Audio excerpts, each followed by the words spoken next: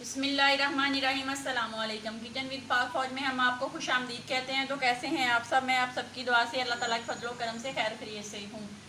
Recipe बनाने से पहले वही छोटी सी रिक्वेस्ट, चैनल पर नए हैं चैनल को सब्सक्राइब कर दें, रेसिपी को पूरा देखा करें, बनाया करें। रेसिपी अच्छी लगती है तो लाइक कर दिया करें। आप लोगों से प्लीज़ रिक्वेस्ट है, वीडियो को वॉच कर लिया करें। तो आज मैं बना रही हूँ शीज़ान का जूस, शीज़ान मैंगो जूस। उसको बनाने के लिए किन किन चीज़ों की ज़रूरत है उनका लिंक मैं डिस्क्रिप्शन बॉक्स में भी डाल दूंगी। तो ये बहुत इजी, बहुत जल्दी, हर घर में ये चीज़ें मौजूद हैं। अब सीज़न है आम का तो ये बन जाता है। बच्चे वैसे भी शीज़ान की बोतलें बड़े शौक से पीते हैं, मेरी भी फेवरेट है।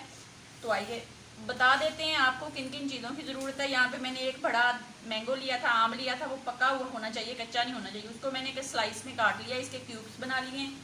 और यहाँ पे मेरे पास चीनी है तकरीबन 4 चम्मच, आप अपने जायके के मुताबिक इस्तेमाल करेंगे। एक अदद नींबू का रस है, बर्फ़ है और जनाब जग है। करना क्या है, पानी इसके अंदर 1 गिलास जाएगा, सॉरी वो मैं आपको बताना भूल गई। सबसे पहले हम इसके अंदर अपने जो मैंगो क्यूब्स है वो डाल देते हैं। मैंने इनको फ्रीज़र में रखा हुआ था।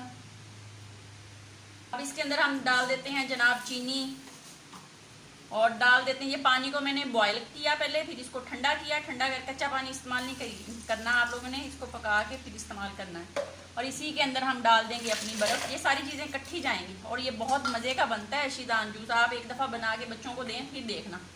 तो आइए अब मैं इसको ग्राइंड कर लूँ। माशाल्लाह ये देख लें शीज़ान का जूस जो है वो बन के रेडी हो गया है। तो डाल देते हैं इसको हम। ये देख लें कितना गाढ़ा, माशाल्लाह ये इतना मज़े का बनता है ना, इतना मज़े का कि आप एक दफ़ा बना के पियेंगे ना, आप जो बाहर वाला जूस लेके आते हैं या शीज़ान की बोतलें लेके आते हैं उनको आप लोग भूल जाएंगे। नींबू ज़रूर डालना है आपने इसके अंदर। तो ये देख लें अभी भी मेरे से बच गया है, एक आम से इतना ज़्यादा बन जाता है। तो ये देख लें, पिएँ, बनाएं, अपना बहुत ज़्यादा ख्याल रखें, खुश रहें, दुआओं में याद रखें।